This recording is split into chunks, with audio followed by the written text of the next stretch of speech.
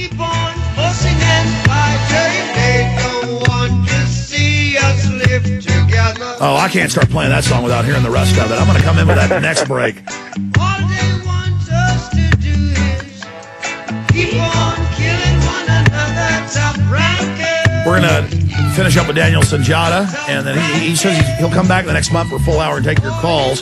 They've got some family stuff coming up today. Daniel, in the time we have left, you were saying, and I jumped in and started seconding you, you were saying that it seemed like desperation. Exactly. It was like insecure and panicked, and they knew they were doing something dirty, trying to say that this guy was a hero of 9/11 truth, but with no source. Yeah, exactly. I guess that's the only other point I wanted to make is based on what? Because he gives this brief caveat. He's like, that's what the evidence points to now. It's early. We can't confirm this. Just like with the FEMA camps, he can neither confirm nor deny at the end of the day. But with this particular thing, you would think if he's going to open his mouth and say something like that and link a notoriously nonviolent movement like 9/11 Truth with something as despicable as what happened at that museum that day, then you better have a source. You better have a reason for saying something like that. And I just hope that everybody listening to the show will just assault Glenn Beck's email and telephone nonstop until he issues some type of an apology. Because just like with the Geraldo Rivera thing, trying to link us to the bombing in Times Square,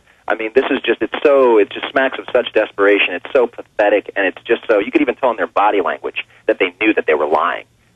Glenn is just, he's a despicable character. I hate to speak badly of anyone, but that was... Well, going back to the tape, which we'd play, but YouTube's down, he does 3 provisos that, well, it's an early report, and it's not really confirmed, so we don't know if it's true, but then he says, new sentence, this guy was a hero to 9/11 Truth. I mean, 9/11 Truth is very diverse, obviously, but I would call it more classical, liberal, progressive overall than I would call it conservative. But I mean, it's every stripe, but it decries racism and things like that. Sure. I mean, who from the 9/11 Truth community has been advocating or calling for violence? No one. As a matter of fact, we want to avoid it at all costs. It's not us who's perpetrating the violence. We're trying to expose those who have committed violent acts because we don't want to see that. We don't want bloodshed. We decry that. So, well, take We Are Change. Take We Are Change. They're all about Gandhi, be the change you want to see in the world, nonviolent. And they keep saying they're going to be violent, they're going to be violent, and then it starts materializing. They're manufacturing it one way or another. It's not true. There's the essay on screen, Daniel Sunjata, Intellectual Dishonesty in the Age of Universal Deceit, 911blogger.com. In the last 3 minutes, you've got the floor. Take us out, Daniel Sunjata. I guess a message to keep 9/11 Truth exploding, or they'll stage more terror? Yeah, I mean, I think that's a very likely possibility. I mean, most of everybody listening right now knows for a fact that something is wrong with what we've been told about 9/11. We need a new reinvestigation. That's clear. There's been a lot of progress that's been made on many fronts. All kinds. Alex has made movie upon movie upon movie. The Core of Corruption series has been very eye-opening and enlightening. The Fabled Enemies, Jason Bermas's film, really great job on that. I mean, on so many fronts, we're making progress, and I think that we just have to continue to storm the castle. We can't get complacent. It's palpable right now. I think in the air. I think people can feel that there's something on the horizon, and I think that people might be a little bit scared, not knowing, is it going to be something positive, is it going to be something negative. I think we can certainly make it something positive. I think humanity stands at the threshold of a real opportunity for a quantum transformation.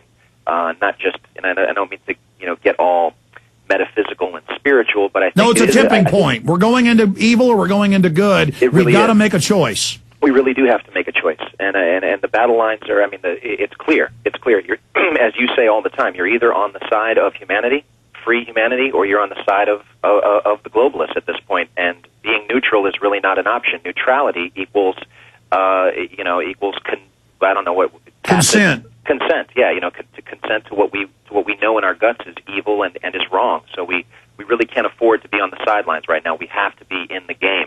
That's the reason why I tried my neophyte hand at just generating an article about how. Oh, it's excellent. I hope you do more. Wow, go ahead. Thank you, Alex. But just the way that the media unfairly addresses the issue of 9/11, when they even address it at all, it's either the way it's the style of Glenn Beck, or Joe Scarborough, or Bill O'Reilly, or it's total blackout. And it's really a shame. I don't know how many more articles Alan Miller has to publish about 41 intelligence experts and people from inside the intelligence community saying 9/11 was an inside job, or people from the inside other branches of the government. Pilots for 9/11 Truth, 700 engineers. It's ridiculous at this point. I mean, we clearly have a critical mass of experts from relevant fields of expertise. Now all we need is the platform where they can speak what they know, and people like me can get out of the way. We're just, just let them have the floor. Daniel Sunjata, let me say bye to you during this break. We'll have you back soon. God bless you. And listen, we salute your courage. I salute you guys as well. God bless. Are you concerned for the safety of your loved ones? Listen closely to this message from pepperspray.com. Every 22 seconds a violent crime is committed. America has changed, and your personal safety is your first priority. Be smart. Be safe. Trust pepper spray instead of your luck. Pepperspray.com is the only website you'll ever need for all of your non-lethal self-defense supplies. Pepperspray.com carries one of the largest assortments of pepper spray and personal safety products on the web. From big to small, we have it all. Pepper spray, mace, animal repellents, stun guns, and tasers. Pepperspray.com also carries a large assortment of products for personal, home, child, and pet safety. Enter SAFE in the coupon box and you'll receive a special discount off of your order. So what are you waiting for? Go to pepperspray.com. That's pepperspray.com or call 1-800-908-9988 today.